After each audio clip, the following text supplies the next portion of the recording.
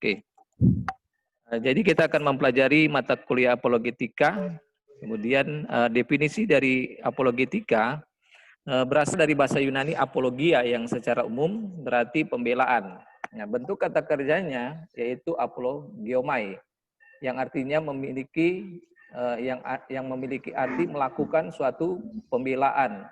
Nah, kata apologia juga dipakai dalam Alkitab sebanyak 8 kali. Di Kisah Para Rasul pasal 22 ayat 1 dan seterusnya.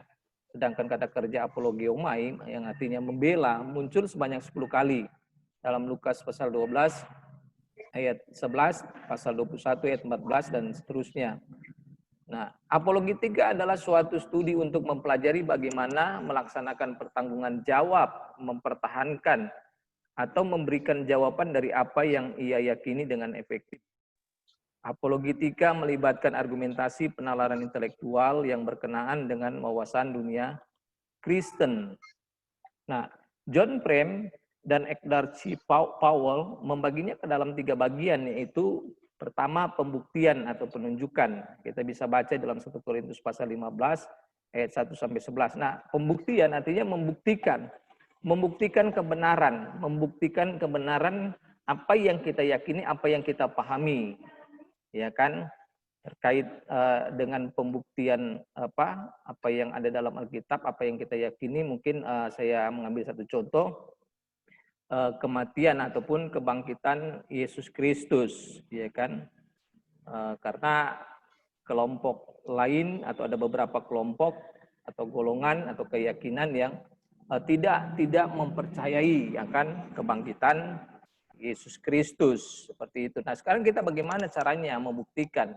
Itu harus dibuktikan kan kebenaran tersebut atau keyakinan atau pemahaman kita. Kita harus membuktikan. Nah, ketika kita membuktikan, maka kita akan menunjukkan data-data atau fakta yang terkait dengan kebangkitan Yesus Kristus dan lain sebagainya. Kemudian yang kedua, pertahanan atau pembelaan.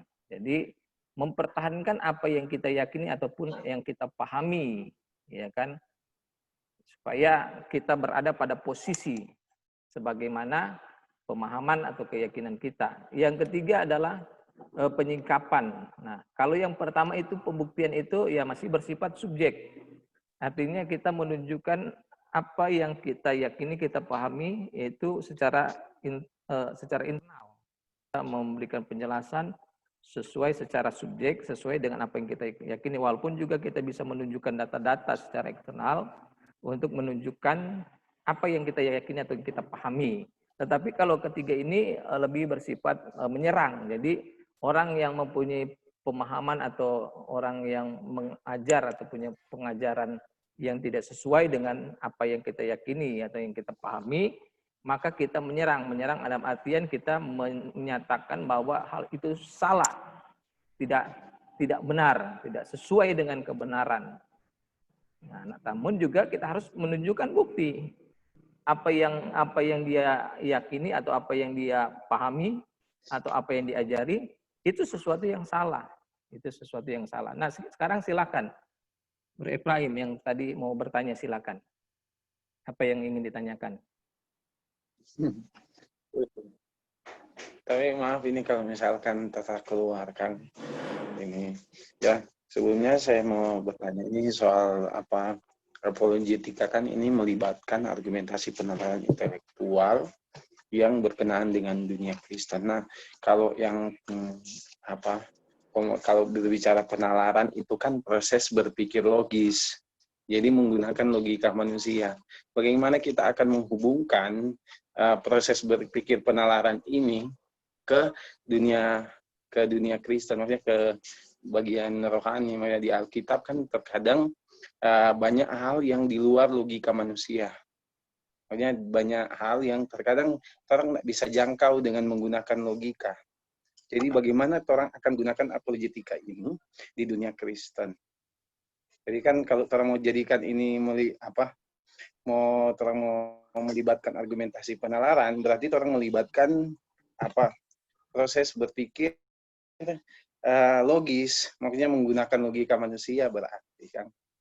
Ya, itu yang saya mau tanyakan, bagaimana orang akan menggunakan ini apologetika ini untuk menjelaskan sesuatu yang terkadang di luar jangkauan logika manusia.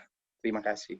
Ya, pertanyaan yang sangat bagus. Memang saya sangat mengharapkan pertanyaan seperti itu.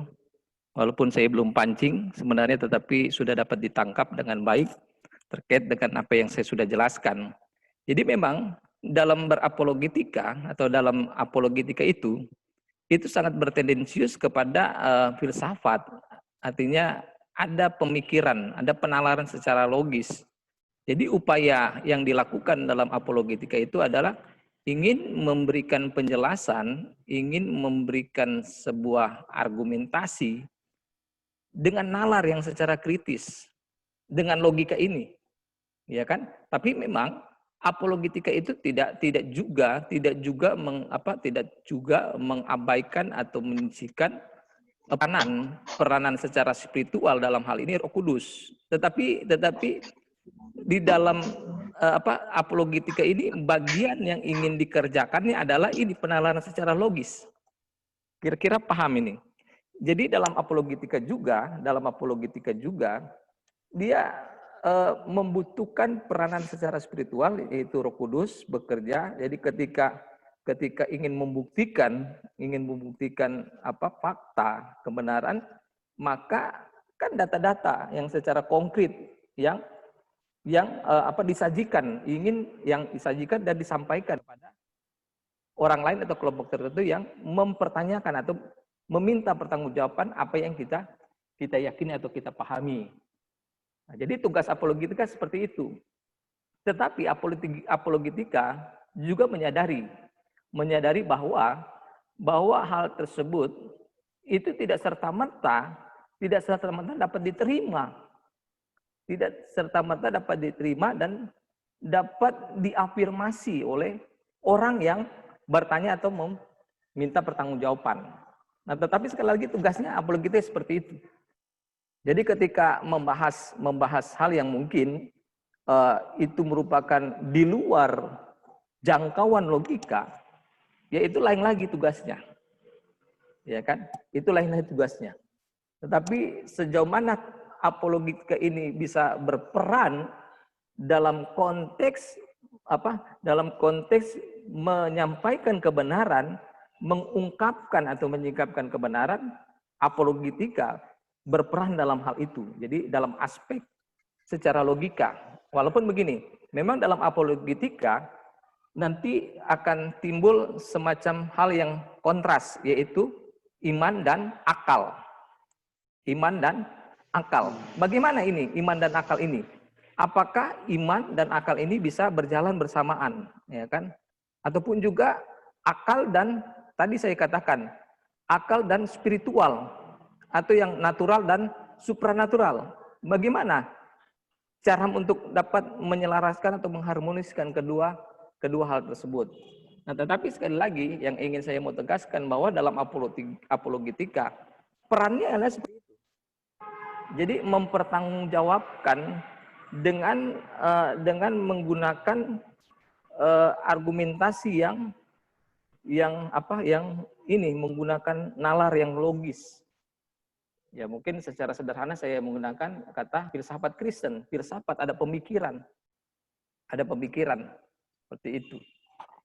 Jadi sejauh itu. Jadi dalam berapologetika juga tidak sama seperti saya mau katakan penginjilan, walaupun juga dalam penginjilan pada dasarnya juga sama. Yang saya maksud begini, di dalam penginjilan kan memberitakan tentang kebenaran, menjelaskan fakta, walaupun dalam penginjilan tidak perlu menggunakan argumentasi yang logis. Ya hanya sekedar mungkin dia hanya menjelaskan bahwa Yesus itu bangkit, Yesus itu melakukan mujizat, ya kan seperti itu. Tidak memberikan penjelasan seperti bagaimana mujizat itu bisa terjadi, kenapa Yesus itu bisa melakukan mujizat. Tidak memberikan penjelasan yang logis, kan umumnya begitu dalam penginjilan, ya kan, atau dalam pemberitaan Injil. Nah, tetapi Tidak semua penjelasan yang seperti itu dapat diterima oleh orang lain, ya kan? Tidak semua dapat diterima orang lain, ya kan? Faktanya kan seperti itu. Ya kan? Setuju atau tidak ini? Sampai di sini dulu. Bagaimana Bro Ibrahim? Ya, jadi apa dia boleh cukup. Kan tetap sama. Dalam penginjilan juga kan tetap ada penyampaian, ada pemberitaan. Tetapi jauh lebih daripada itu, peranan Roh Kudus yang bekerja terhadap orang yang mendengarkan pemberitaan Injil tersebut. Sehingga orang yang mendengar, yakin atau tidak yakin, paham atau tidak paham, terima atau tidak terima, itu juga bukan bergantung dari apa yang kita sampaikan. Tetapi bergantung pada Roh Kudus yang bekerja terhadap orang tersebut. Nah, sama seperti apologetika. Apologetika hanya bertugas untuk memberikan penalaran secara logis. Walaupun ada hal-hal yang tidak logis, yang melampaui logika kita. Nah, ini yang juga nantinya apologetika akan berusaha menjelaskan sejauh mungkin apologetika bisa memberikan penjelasan yang logis. Nah, seperti itu. Sejauh itu. Walaupun ya saya dan mungkin sebagian orang yang artinya saya bisa katakan yang mempunyai pemikiran secara filosofi untuk menjelaskan hal-hal tertentu, ya tidak semuanya mampu dapat diterima dengan akal ini. Walaupun ketika kita menjelaskan sesuatu yang sudah melampaui beyond itu, tetapi kan beyond itu juga kan melewati, artinya ada garis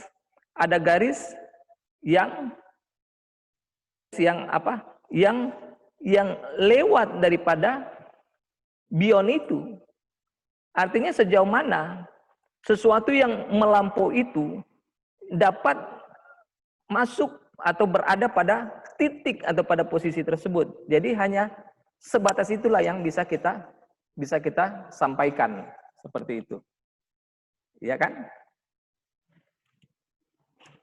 Oke. Sampai di sini dapat dipahami? Oke, lanjut.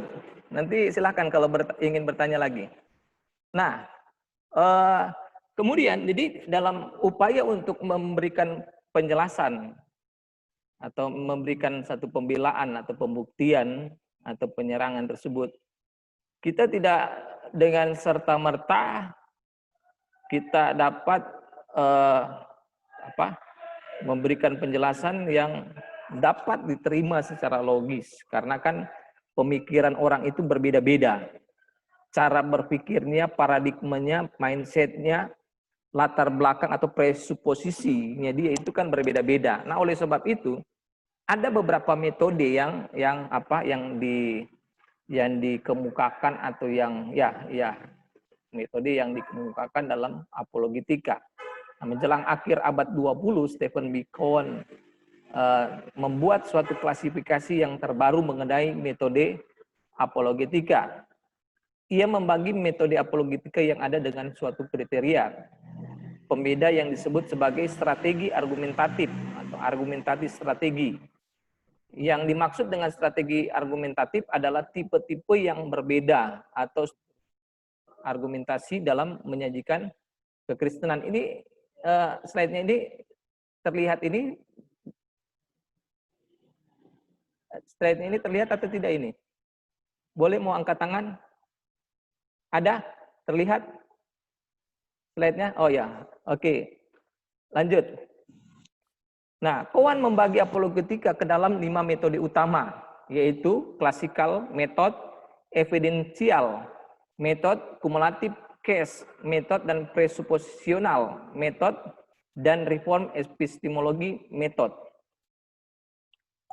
Nah, metode klasikal atau classical method Metode ini memulai apologetikanya dengan membuktikan bahwa teisme adalah wawasan dunia atau worldview yang benar. Berikutnya, para penganut metode ini akan memaparkan bukti-bukti historis bagi keilahian Kristus serta sifat dapat dipercaya dari Alkitab. Hal ini dilakukan untuk menunjukkan bahwa kekristenan adalah versi terbaik dari teisme. Nah, saya ingin menjelaskan begini. Jadi ketika ada pertanyaan mengenai salah satu contohnya begini, tentang kebangkitan Yesus. Nah, saya mau tanya dulu, mungkin jangan-jangan ini mahasiswa ini juga tidak percaya bahwa Yesus itu bangkit. Jadi ketika mempersoalkan tentang kebangkitan Yesus, coba saya mau tanya sekarang, bagaimana cara Anda menjelaskan bahwa Yesus itu bangkit? Nah, saya ingin cari tahu dulu bagaimana cara Anda menjelaskan tentang hal tersebut. Silakan. Sebelum saya jelaskan lebih jelas ini tentang classical method. Coba apa yang bisa Anda jelaskan tentang kebangkitan Yesus? Apa yang Anda bisa tunjukkan tentang kebangkitan Yesus? Silakan.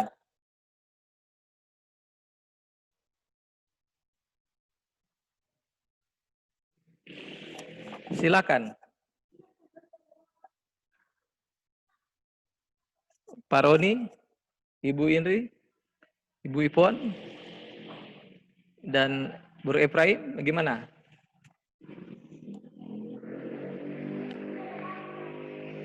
Bagaimana kita menjelaskan tentang kebangkitan Yesus? Apa yang kita bisa jelaskan tentang kebangkitan Yesus? Bagaimana cara kita menjelaskan tentang kebangkitan Yesus? Apakah Yesus betul-betul bangkit atau tidak?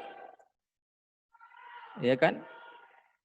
Bagi beberapa kelompok atau golongan, mereka menganggap bahwa Yesus itu tidak bangkit. Yesus itu mati dan mati selamanya. Bahkan juga mengenai kematian Yesus juga ada beberapa kelompok yang mengatakan bahwa Yesus tidak mati. Ada yang mengatakan diserupakan, ada yang mengatakan Yesus pingsan, ya kan? Ada yang mengatakan digantikan, ya kan? Digantikan dengan orang lain, ya kan? Ada yang diserupakan. Jadi sebenarnya bukan Yesus yang mati di kayu salib, tetapi Allah menyamarkan muka orang yang menggantikan tersebut dengan muka yang mirip dengan Yesus. Jadi orang-orang yang menyalibkan Yesus itu menganggap yang mati di atas kayu salib itu memang Yesus. Padahal bukan, hanya Allah menyerupakan orang tersebut. Ada yang mengatakan Barnabas, ya kan? Ya silakan coba kasih komentar.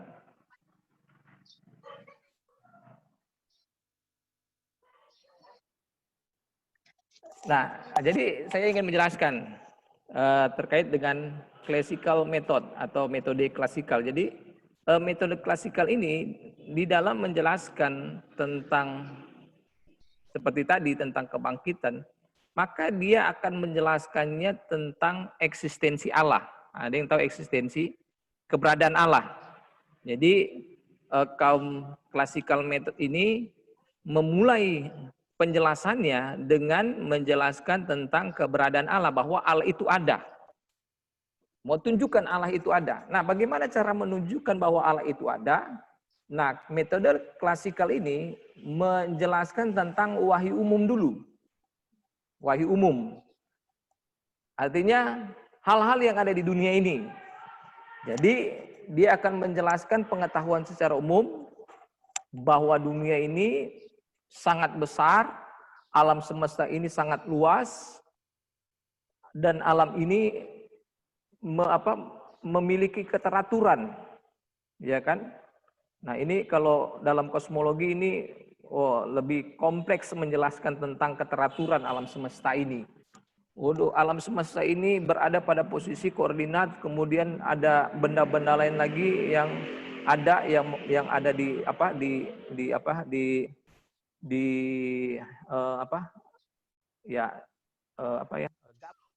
galaksi, ya kan?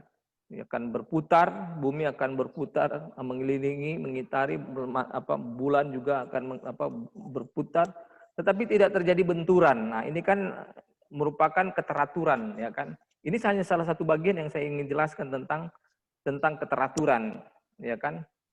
Benda-benda satu dengan benda lain, kemudian ini alam ini begitu luas, begitu besar, ya kan? Nah, seperti itu. Nah, alam yang besar ini, ya kan, ini akan terus timbul pertanyaan. Makanya kan kalau dalam filsafat akan terus timbul pertanyaan untuk mencari jawaban sampai pada ke akar-akarnya. Terus dicari tahu. Sehingga dalam penalaran secara umum ini, maka akan kesimpulannya, saya hanya langsung memberikan penjelasan, kesimpulannya akan mempunyai satu kesimpulan bahwa ada Allah di dalam alam semesta ini, atau di dalam alam semesta, atau di atas alam semesta ini, ya kan? Ya, jadi nantinya dari kesemuanya itu ketika melihat alam semesta ini, maka nanti akan mempunyai kesimpulan ada keberadaan Allah. Ada keberadaan Allah. Nah, ketika kita sudah mempunyai satu preposisi akan keberadaan Allah, maka tadi sebagaimana dalam penalaran secara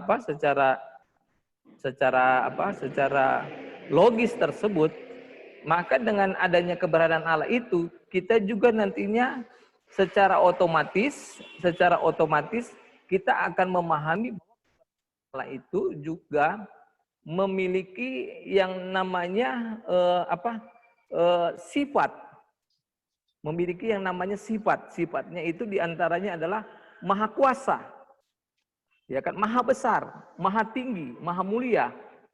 Nah, akhirnya ini terus berkembang. Jadi dari kita menerima akan keberadaan Allah, otomatis kita juga menerima kemahakuasaan Allah, sehingga dengan kita juga meyakini akan kemahakuasaan Allah, yang artinya bahwa Allah mampu melakukan segala sesuatu.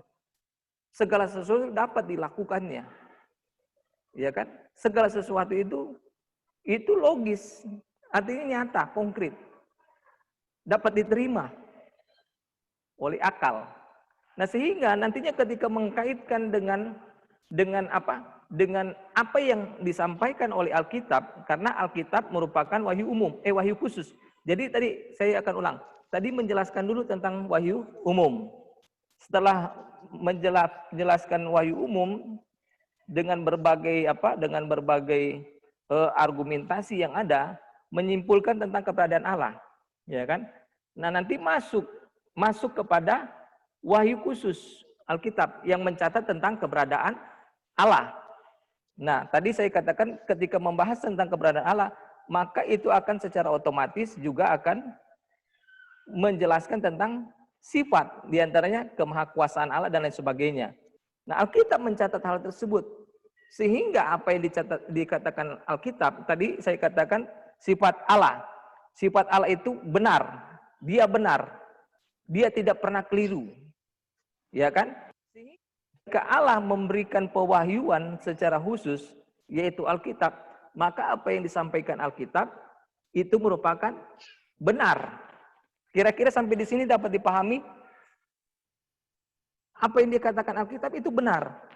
Nah, sekarang ketika kita masuk kepada persoalan tentang kebangkitan Yesus, Alkitab mencatat tentang kebangkitan Yesus, sehingga yang tadi yang secara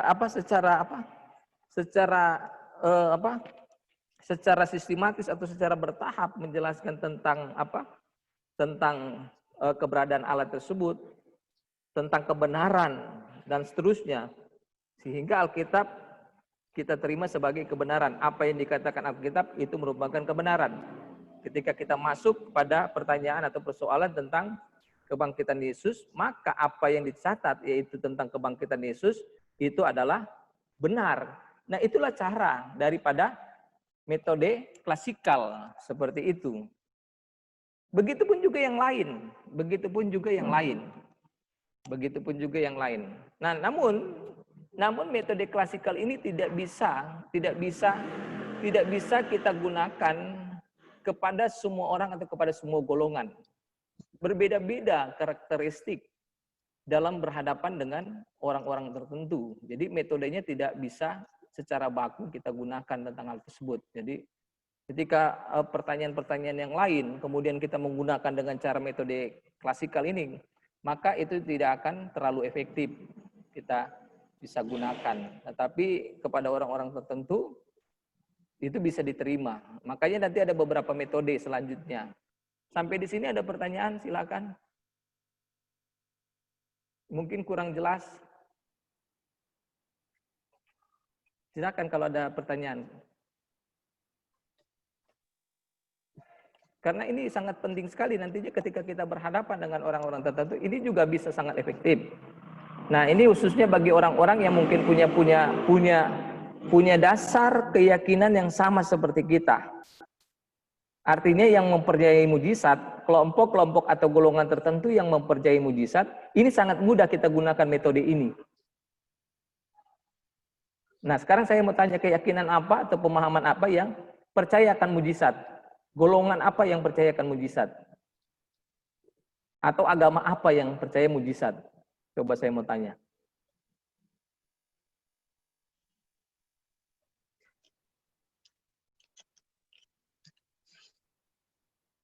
Ya, silakan.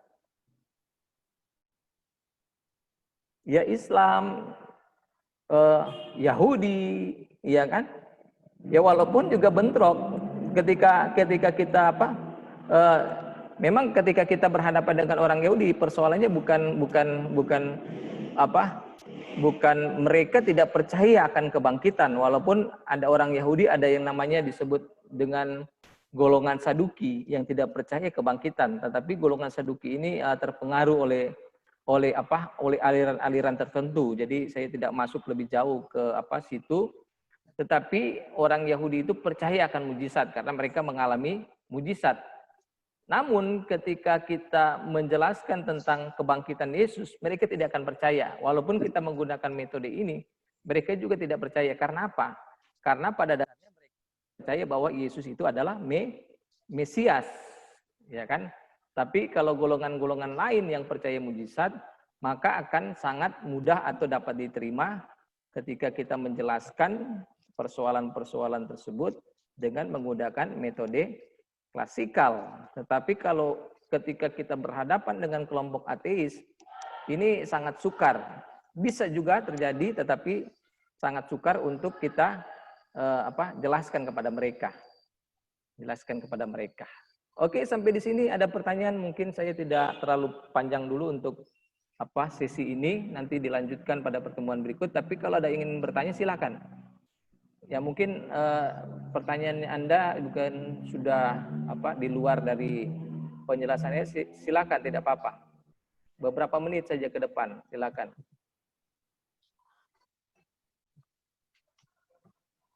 Oke. Silakan bertanya.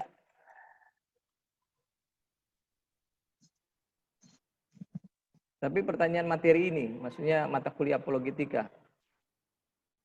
Silakan. Belum Ibrahim? Belum. Oke, kalau